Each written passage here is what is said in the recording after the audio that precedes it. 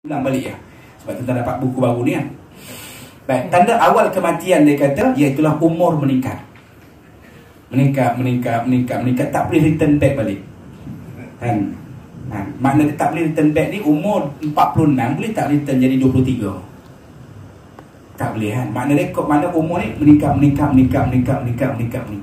Itu tanda awal kematian. Yang kedua, tanda awal kematian kata Ibn Qayyim, uban. Uban. Cabut satu, tumbuh dua. Cabut dua, tumbuh 20. Cabut 20, tumbuh satu kepala. Uban tu tanda kematian. Tanda awal kematian. Tanda awal kematian. Bukan tanda nak mati dah, tak. Tanda awal kematian. Dia lain. Tanda kematian dengan tanda awal kematian lain. Tanda kematian yang saya cerita. Yang ketiga, dia kata tanda awal kematian iaitulah, dia kata apa? Sakit. Sakit mak tu tanda awal. Sebab tu bila kita sakit ni kita syukur. Sebab pertama bila sakit ni Allah Subhanahu Wa Taala bagi kepada kita ilmu. Yang kedua, Allah Taala bagi rezeki pada kita ni. Macam mana rezeki dia? Contoh kita tengok. Bila sakit ni selalu dia kita usaha tak cari, ikhtiar cari ubat kan. Mana ubat macam-macam ubat kita dapat ilmu. Kan? Terus bila sakit, saya ingat lagi satu hari tu saya ada seorang doktor telefon saya, dan saya masa tu pula dah 2 hari dah makan keluar balik. Kan? Rumah dah bimbang dah. Abang pergi makan ceramah kat mana ni bang? Bimbang juga ni, orang bagi makan tak apa-apa ni. Kan? Ada orang tak puas hati ke apa kan? Yalah, kita kadang-kadang jadi ustaz pun orang tak puas hati juga. Kalau jadi Perdana Menteri orang tak puas hati, jadi pembangkang orang tak puas hati juga. Orang kerja TV3 orang tak puas hati, Astro pun tak puas hati juga. Apatah lagi ustaz, ramai yang tak puas hati. Makna cerita dia jadi orang yang ada sikit ilmu ke, orang tak puas hati, takut-takut dia bagi benda makan dia bukan-bukan. Muntah tak henti-henti ni. Doktor tak apa. Kebetulan doktor ni telefon saya. Kebetulan saya ada kuliah di rumah dia. Doktor saya ni dah 2 hari dah makan keluar balik. Ustaz tak apa Ustaz? Ustaz tunggu rumah Ustaz? Saya datang rumah Ustaz. Datang rumah, beri injection. Doktor datang rumah. Okey Ustaz, cuba tengok ada. Gimana makan. Lepas 6 jam keluar balik. Makan ni. Keluar balik. Tak tahan. Lepas tu doktor ni kata tak apa Ustaz. Jadi Ustaz, sekejap lagi kawan saya datang, tengok Ustaz macam mana. Kawan dia ni bukan doktor medik tak. Dia panggil doktor ice therapy. Dia pakai tradisional ni. Dia bagi Ustaz, bagi beritahu orang rumah, ambil tepung gandum, ambil satu gelas tu, buah air suam, buah tepung gandum lebih kurang cawan tu, dia kata suku cawan, kemudian ambil air suam, bagi penuh dia kata, kemudian kacau sampai dia sebati, tunggu sekejap biar tepung tu dia mendap ke bawah. Ustaz minum air yang atas dia. Dan bila biar dalam 5 minit ke 10 minit kan, nak kita minum tuan-tuan, alhamdulillah sampai hari ni tak muntah dah.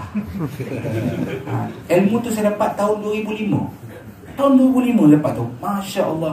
Dan ilmu ni lah saya bawa macam tiap-tiap kali saya jadi petugas haji, tiap-tiap hari seperti hari saya pergi Arafah, saya pergi Mina, saya buat tepung gandum ni. Jemaah sakit, dia kata ambil tepung gandum ni. Ni dah muntah-muntah kan. Banyak jemaah-jemaah mesti ada yang muntah tu, makan tak lalu dekat Arafah, dekat Mina, begini je. So katakan bila sakit ni dapat ilmu. Yang kedua, bila sakit ni kan orang datang ziarah kita. Dia katakan dapat orang datang ziarah kita rezeki tak. Bagi ubat ni pula kita usaha ikhtiar cari ubat. Jadi mungkin dengan tepung tu, mungkin dengan saya serasi kan. Sebab Nabi SAW sebut setiap penyakit ni ada dawa dia, penyembuh dia kan. Ada ubat dia, syifa dia. Cuma kita kena carilah. Tak ada sakit dalam dunia ni yang tak ada ubat. Semua ada ubat. Kena cari ubat dia. Apa penyakit tak ada ubat? Kanser, AIDS, ada ubat dia tapi belum jumpa lagi. Tak payah kanser, AIDS ni dia cerita besar. Dia kita ambil kecil ni. Okay? Pergi batuk bang. Batuk ni saya rasa TV3 ni tak ada seorang pun tak biasa kena batuk. Semua kena batuk kan. Baik. Ubat batuk ni macam-macam. Ada orang ubat batuk ni pergi klinik tu, pergi klinik kita tak jadi, pergi klinik keluarga pun tak jadi, pergi klinik apa lagi? Dangsing pun tak jadi, semua tak jadi batuk. Allah, doktor ni tak apa-apa. Doktor pula kena marah, ubat tak apa-apa kan. Sebab ubat tu tak sesuai. Allah tak bagi penyembuh kepada kamu kata. Kan? Pergi pula surau mana-mana kata senang ya. Kalau batuk ni kata saya pengalaman ubat-ubat ni tak jadi juga, bakallah prekol ke cap kapal Afrika ke tak jadi kata. Cuba dia kata ambil madu. Ambil madu, syarat madu asli lah, jangan campur dengan gula, madu asli. Kan kita belajar madu asli ni ada dua. Satu madu asli betul-betul madu lah. Yang kedua madu asli ni tuan-tuan buat balik, isteri tuan-tuan marah. Itu madu asli lah. Baik. Itu luar tajuk sikit lah. Elan. Jadi ambil madu, perah dengan limau nipis. Kemudian selawat makan dia. Dengan izin Allah Ta'ala, lega betul dia. Mana dia ubat sesuai madu tu.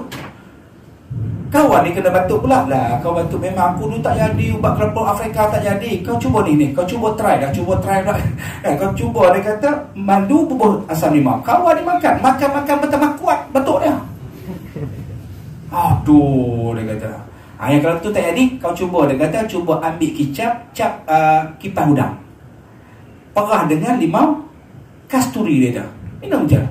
InsyaAllah lega ada. Kawan ni cuba buat. Tapi syarat cap kipas udang, jalin tak jadi kata. Cap kipas udang. Kawan pakai cap kipas udang dengan izin Allah Ta'ala, lega. Allah, ubat tu sesuai untuk dia. Sebab penyembuh sesuai untuk dia. Tak sama ni. Tu Allah Ta'ala bagilah ubat. Antara satu sama lain ni tak sama dia punya dawa dia punya ubat penyembuh dia. Ada seorang sesuai dengan madu, ada yang sesuai dengan cap kipas udang ya. Sekali saya on the way balik, okey, cap kipas udang, telefon saya. Terima kasih Ustaz, tolong promote cap kipas udang dekat TV3. Cuma dia tak masuk iklan dia. Nah, baik. Bulan depan Allah saya bagi tuan-tuan suan sebotol. Kalau dipanggil ceramah lah. Okey, itu makna dia tanda yang ketiga, sakit. Sakit ni rezeki Allah Ta'ala bagi dia. Yang ketiga, sakit mengejut. Tak biasa sakit, tiba-tiba sakit. Sebab apa? Bila sakit, kemudian sihat pula, selalu tak lama lah tuan-tuan. Sebab apa? Allah nak bagi peluang. Kalau tak sempat wasiat, cepat-cepat wasiat. Kalau sempat tak bayar hutang, cepat-cepat bayar hutang. Kalau tak sempat nak minta maaf, cepat-cepat minta maaf. Cepat-cepat ni. Contohlah wasiat, surat wasiat. Kena buat surat wasiat ni tuan. Surat wasiat.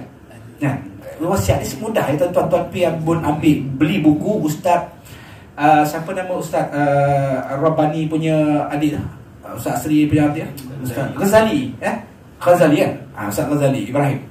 Dia ada buku dia tentang wasiat dia, tentang beli buku tu. Buku tu saya RM16 ke. Dia siap dah semua dah.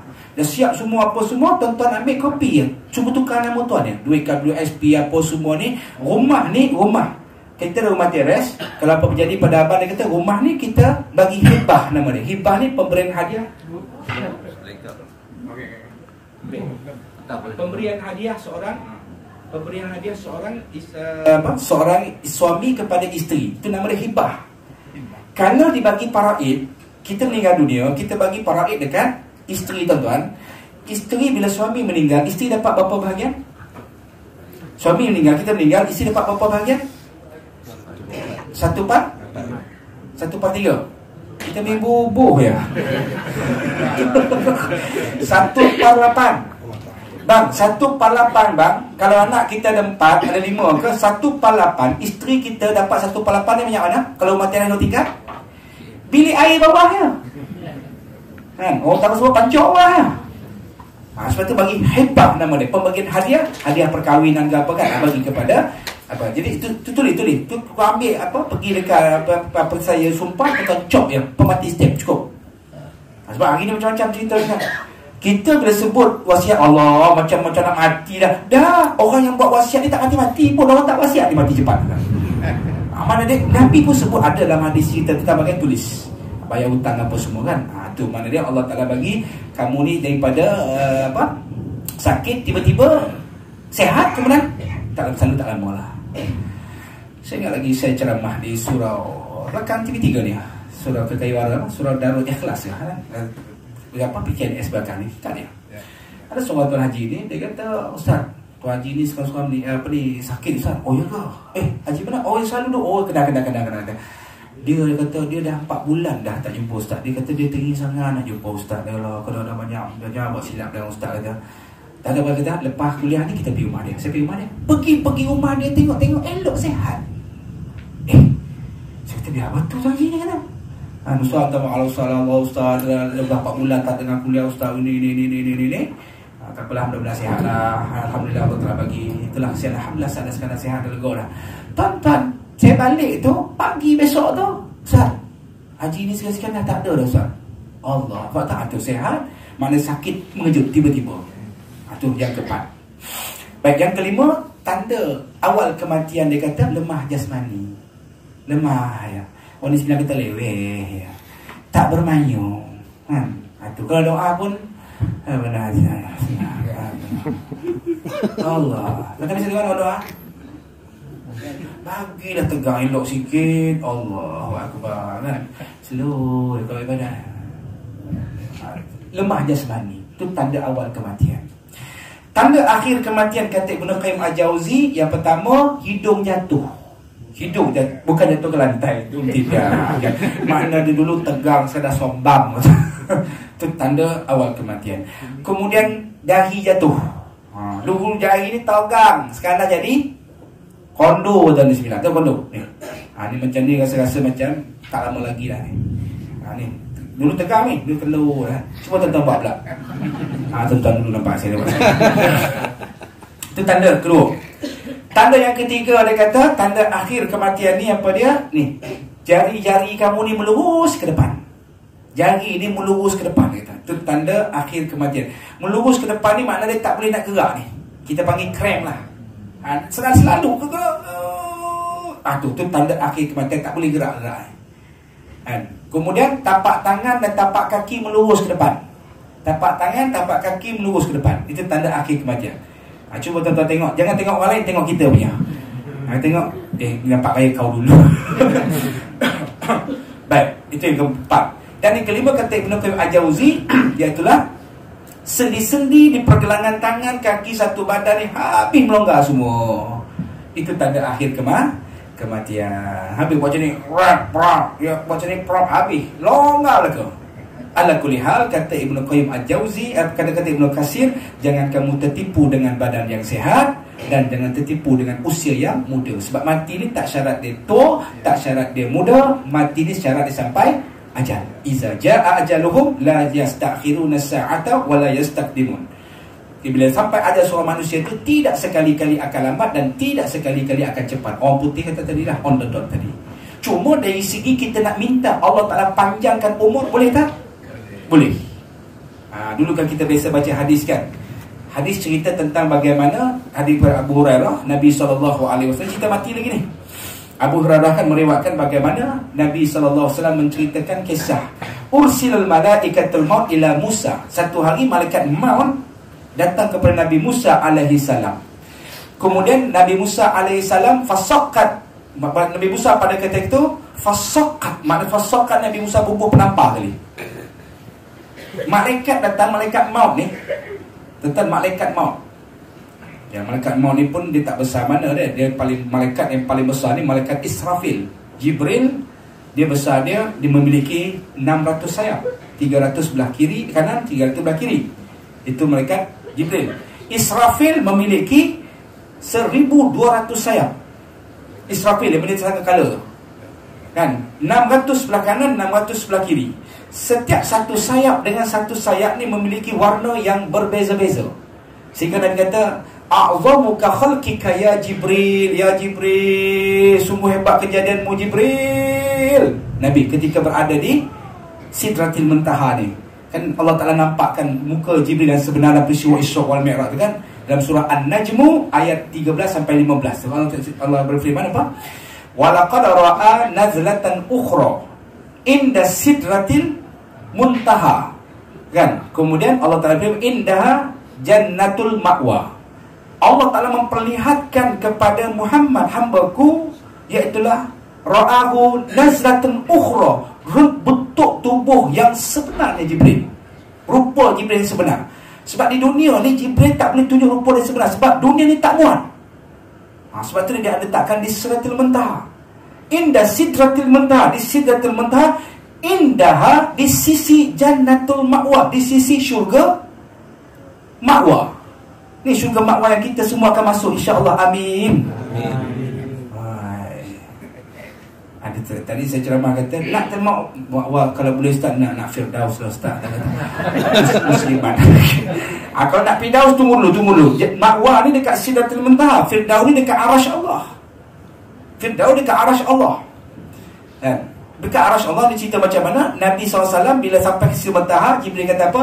Ya Muhammad, aku sampai sini ya boleh hantar kamu. Kamu taqaddam, teruskan. Nabi pun naiklah ke ke mustawa. Mustawa ni pula iaitulah satu tempat mana dia satu tempat yang tidak bertempat. Ini mustawa. Kan Allah Taala tidak bertempat kan. Jangan kita letakkan mustawa ni Allah macam mana agung baca watikah pelantik kan, tidak. Makna dia mustawa ni ditanggung oleh 8 malaikat. Malaikat ni apa? Di antara satu apa? Malaikat dia kata di antara kafifai ni dia kata adatil uzun, dia kata makna dia malaikat ni dia punya besar yang menanggung arasy Allah, daripada hujung telinga ni nak pergi ke bahu ni perjalanan dia 100 tahun perjalanan mengikut perkiraan 100,000 tahun perjalanan mengikut perkiraan akhirat. Ni malaikat yang menanggung arasy Allah ni. Sebab itulah saya katakan, saya kalau ceramah Isra Mi'raj, tuan-tuan jangan duduk dekat TV3 ni, tuan-tuan kena duduk dekat Sidratul Muntaha. Jangan kalau kita duduk TV3 kita terfikir dengan TV3 ni juga. Mana kita kena keluar daripada alam makhluk ni. Itu cerita tentang Isra wal Mi'raj. Kemudian Nabi naik masuk satu tempat yang tidak bertempat. Jadi Allah Taala tidak bertempat. Tidak bertempat ni mana dia macam mana nak mudah faham. Selalu saya buat cerita ni, mudah faham macam mana. Kita tuan-tuan duduk dalam media ni kan, tengok TV, cerita Piramli Madu 3 kan. Kita tahu tak dialog yang ada yang Piramli sebut tu? Semua tahu. Dia terkelentong bini dia, butan baju aku mana apa? Butan baju mana apa? Oh kesian. Maknanya kita faham semua dialog. Tapi kita tidak berada dalam filem tu. Kita tak dalam filem tu, kita di luar nak mudah faham. Nah, kita di luar filem tersebut. Nabi ini makna dia berada di Lauh Mahfuz ataupun di Arasy Allah Taala ni, dia masuk dalam Arasy Allah Subhanahu Wa Taala yang tempat yang tidak bertempat. Kemudian Nabi SAW dalam riwayat ini saya baca dalam kitab Dibai nama dia. Nabi masuk daripada ketika itu 70 cahaya menembusi Arasy Allah ni sampai kepada Rasulullah. Cahaya kan dia cahaya kalau apa macam mana?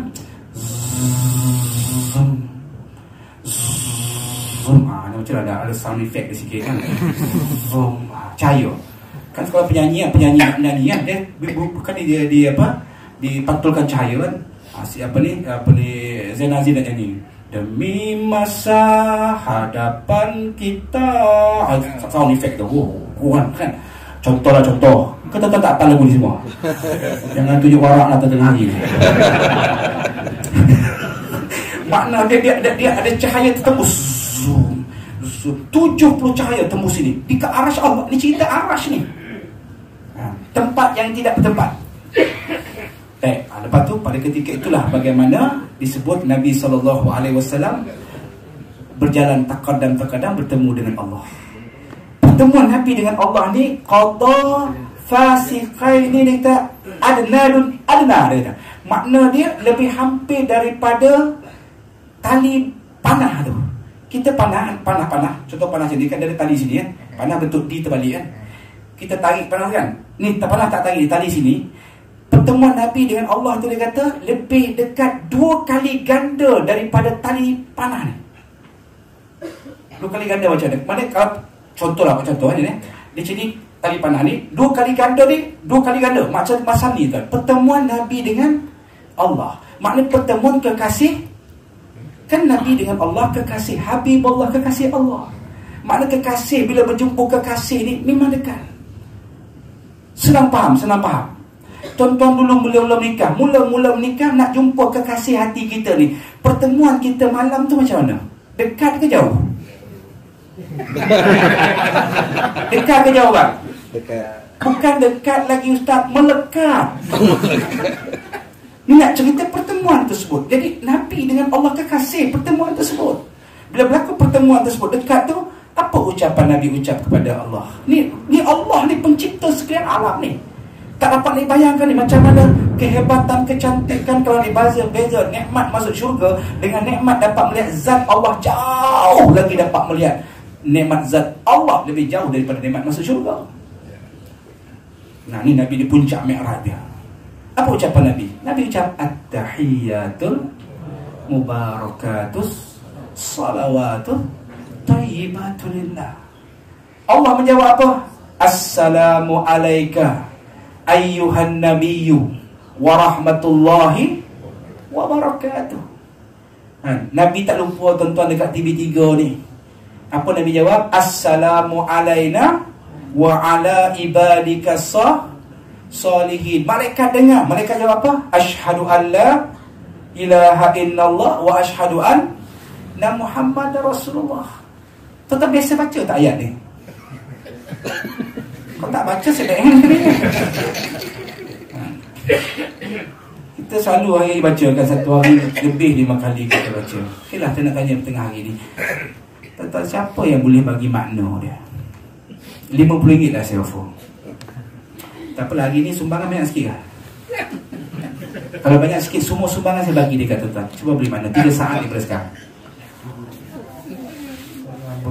Kalau kita berhenti dah tersambung lah, tak boleh turun lah. Sampai si mentah Ustaz dah tak boleh, ada sampai arasin jam Ustaz. Boleh je. Ni lebih semua ni dengan cerita hari ni 500 saya bagi semua. At-tahiyyatu, segala kehormatan bagimu ya Allah. Mana tidak ada kehormatan lebih tinggi melainkan kehormatan bagimu ya Allah. Mubarakatus, mubarak, mana dah? Berkat, segala keberkatan, kebaikan kau bagi padaku, baik aku susah, baik aku senang, berkat padaku. Kau dapat hidup juga. Tayyibah, segala kebaikan dengan oksigen yang Allah Ta'ala bagi, dengan rezeki, semua kebaikan itulah. Dan begitulah juga dengan tayyibatulillah. Allah jawab apa? Yang hanya bagimu ya Allah. Allah jawab assalamu alayka ayyuhan nabiyyu. Salam kepada kamu wahai nabiyyu, nabiku, kata Allah, pesuruhku. Wa rahmatullah, aku rahmat. Kita ustaz sebut Allah, mudah-mudahan Allah rahmati kamu lah. Kita ustaz sebut pun abang ni, Allah sebut nabi ni. Ayuhan nabi wa rahmatullah, aku rahmati kamu. Wa rahmatullahi wa barakatuh. Assalamu alayna. Nabi jaga, ya Allah, bagilah juga keselamatan, bagi juga ya Allah salam kepada ibadi, mana hamba-hambaku yang soleh dan solehalah. Sebab tu orang semua dapat doa daripada orang yang kepada Nabi ni. Malaikat dengar asyhadu an la ilaha illallah wa anna Muhammadar Rasulullah. Itu peristiwa Isra Mi'raj tu, Nabi di puncak Mi'raj tu.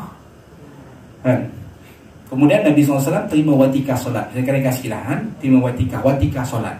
Watikah solat berapa? 50 waktu.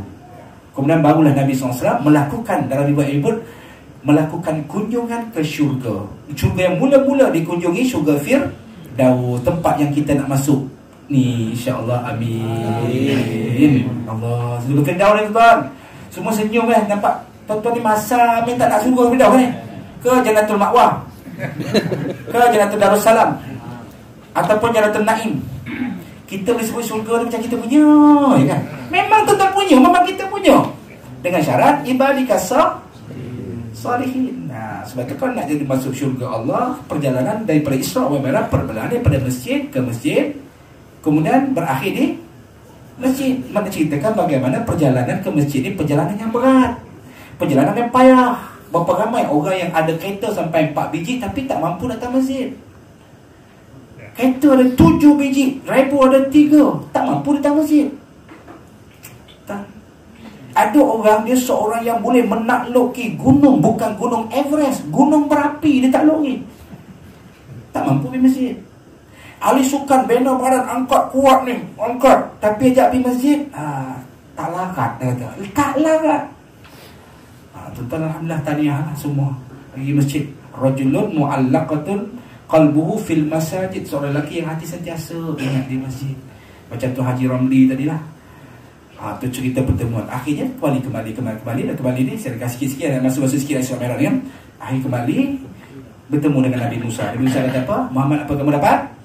Solat 50 waktu. Saya tak mau cerita lah ulang kali saya mau cerita sebab tuan-tuan dah selalu dengar dah. Cuma Nabi Musa ni tak kuat pasal apa? Di antara sebuah Ahlussunnah wal Jamaah, iaitulah pertama, Nabi Musa ni ada kemanusiaan. Dia tahu kita ni tak mampu. Nabi Musa kaum dia besar tuan-tuan. Kita ni ya Allah kemetot tuan-tuan. Tu pun Samsim kan main lagi tu. Kan? Jibril ni 600 sayap tuan-tuan. La ya'sunallah bi amrikum. Tak sikit pun bantah. Kita sikit ya baru nak bentang RUU 355 bantah dah. Tapi mana Ustaz? Nak ceritakan cerita-cerita kan. Maknanya kemudian itu yang pertama. Yang kedua pasal apa? Nabi Musa suruh minta kuah lagi sebab Nabi Musa ni terlampau rindu nak tengok muka Nabi. Sebab bila Nabi Musa, Nabi SAW naik bertemu Allah, aku nak tengok muka Nabi, turun pula tengok muka Nabi, minta lagi kuah Muhammad. Maknanya banyak kali tengok muka Nabi. Kalau Nabi pun rindu nak tengok muka Nabi Muhammad SAW. Kita duk tiba-tiba ni hari-hari dengan Rasulullah SAW, takkanlah tak ada perasaan rindu.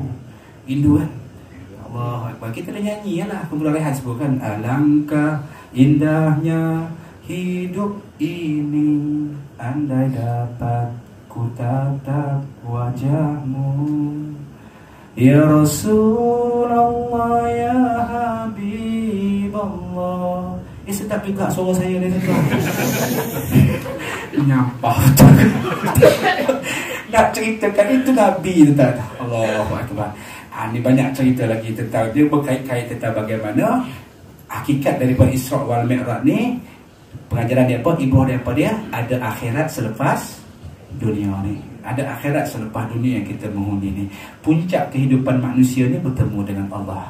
Kalau dia beza nikmat masuk syurga dengan nikmat dapat melihat zat Allah, jauh lagi dapat nikmat melihat zat Allah. Nabi di puncak Mi'rajnya dapat melihat zat Allah, satu puncak yang belum pernah dirasakan oleh seorang manusia baik sebelum atau sesudah Nabi. Dan sebab apa? Sebab itulah kenikmatan bertemu dengan Allah Subhanahu Wa Taala.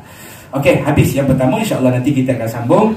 Jadi tulis ya, ke mana kita akan sambung nanti lagi. Aku heran melihat orang yang berhisap tetapi dia masih terus mengumpul harta. Yang insya-Allah kita sambung nanti. Okay, sekadar itu dulu. Mudah-mudahan apa yang kita kongsikan ada manfaat insya-Allah Subhanahu Wa Taala, menekasar mentukuang kelemahan di sisi dia. Qul qauli hadza wa astaghfirullahalazim li wa lakum. Assalamualaikum warahmatullahi wabarakatuh. Waalaikumsalam warahmatullahi wabarakatuh.